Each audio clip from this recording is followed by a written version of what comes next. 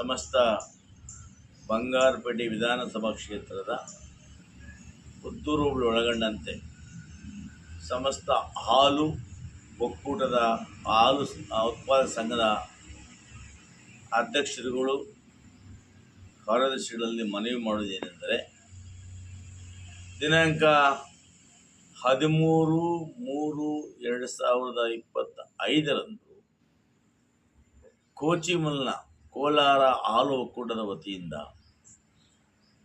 ಇವತ್ತೇನು ಅವೈಜ್ಞಾನಿಕವಾಗಿ ಕ್ಷೇತ್ರಗಳ ವಿಂಗಡಣೆ ಮಾಡಿದ್ದಾರೆ, ಈ ಬಗ್ಗೆ ಗೌರವಾನ್ವಿತ ನ್ಯಾಯಾಲಯದ ಆದೇಶದಂತೆ ಆಡಳಿತಾಧಿಕಾರಿ ಆಗಿರ್ತಕ್ಕಂಥ ಅಸಿಸ್ಟೆಂಟ್ ಕಮಿಷನರ್ ಮೈತ್ರಿರವರು ಕೋಲಾರದ ನಂದಿನಿ ಪ್ಯಾಲೇಸ್ನಲ್ಲಿ ಎಲ್ಲ ಕೋಲಾರ ಜಿಲ್ಲೆಗೆ ಸಂಬಂಧಪಟ್ಟಂತಹ ಬಂಗಾರಪೇಟೆ, ಕೋಲಾರ, ಮಾಲೂರು, ಮುಳಬಾಗಿಲು, ಶ್ರೀನಿವಾಸಪುರ, KGF ಈ 6 ಕ್ಷೇತ್ರಗಳಿಗೆ ಸಂಬಂಧಪಟ್ಟಂತೆ ಇರ್ತಕ್ಕಂಥ ಹಾಲು ಉತ್ಪಾದಕ ಸಂಘಗಳ ಅಧ್ಯಕ್ಷರು ಮತ್ತು ಅದರ ಡೆಲಿಗೇಟ್ಸನ್ನು ಸಭೆಯನ್ನು ಕರೆದಿದ್ದಾರೆ. ಈ ವಿಚಾರವಾಗಿ ಏನು ಕೋಲಾರ ಕೋಚಿಮಲ್ನಲ್ಲಿ ಕ್ಷೇತ್ರ ವಿಂಗಡಣೆ ಮಾಡುವಾಗ ಅಲ್ಲಿರ್ತಕ್ಕಂಥ ವ್ಯವಸ್ಥಾಪಕ ನಿರ್ದೇಶಕರಾಗಿರ್ತಕ್ಕಂಥ ಗೋಪಾಲ್ ಮೂರ್ತಿರವರು ತನ್ನ ಇಷ್ಟ ಬಂದ ರೀತಿಯಲ್ಲಿ ಕ್ಷೇತ್ರ ವಿಂಗಡಣೆಯನ್ನು ಮಾಡಿದ್ದಾರೆ.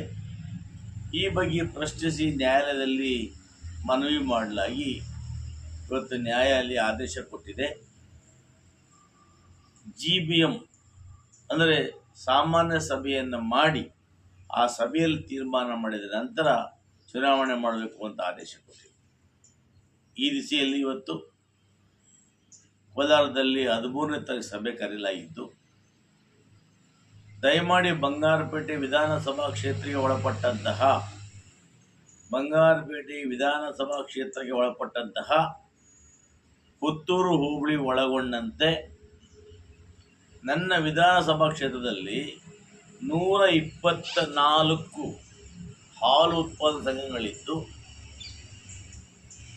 ಆ ಸಂಘಗಳ ಎಲ್ಲ ಅಧ್ಯಕ್ಷರು ಮತ್ತು ಕಾರ್ಯದರ್ಶಿಗಳು ಮನವಿ ಮಾಡ್ತೇನೆ, ಬಂಗಾರಪೇಟೆ ಕ್ಷೇತ್ರವನ್ನು ಅಭಿವೃದ್ಧಿ ದೃಷ್ಟಿಯಿಂದ ಸರ್ವತೋಮುಖ ಏನು ಹಾಲು ಉತ್ಪಾದಕರಿದ್ದಾರೆ ಅವರಿಗೆ, ರೈತರಿಗೆ, ಬಡವರಿಗೆ ಸಹಾಯ ಮಾಡ್ತಕ್ಕಂಥ ದೃಷ್ಟಿಯಿಂದ ಬಂಗಾರಪೇಟೆ ಕ್ಷೇತ್ರವನ್ನೇ 2 ಭಾಗಗಳಾಗಿ ವಿಂಗಡಿಸಿ ಇಬ್ಬರಿಗೆ ಇಲ್ಲಿ ನಿರ್ದೇಶಕರಾಗಲು ಅವಕಾಶ ಮಾಡಿಕೊಡಬೇಕಾಗಿದೆ.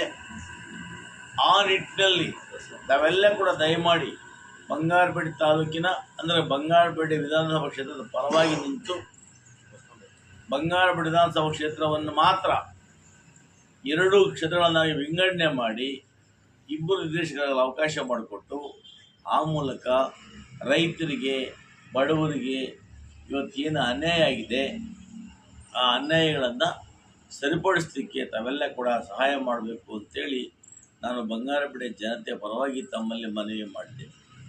ಯಾಕಂದರೆ ಇವತ್ತು ನನ್ನ ಬಂಗಾರಪೇಟೆ ವಿಧಾನಸಭಾ ಕ್ಷೇತ್ರವನ್ನು ಕೆಲವು ಪಟ್ಟಬದ್ಧ ಹಿತಾಸಕ್ತಿಗಳು ಈ ಕ್ಷೇತ್ರಕ್ಕೆ ತೊಂದರೆ ಮಾಡಬೇಕು ಅನ್ನೋ ದುರುದ್ದೇಶದಿಂದ 3 ಭಾಗಗಳಲ್ಲಿ ನನ್ನ ವಿಧಾನಸಭಾ ಕ್ಷೇತ್ರವನ್ನು ಹಂಚಿಕೊಂಡಿದ್ದಾರೆ.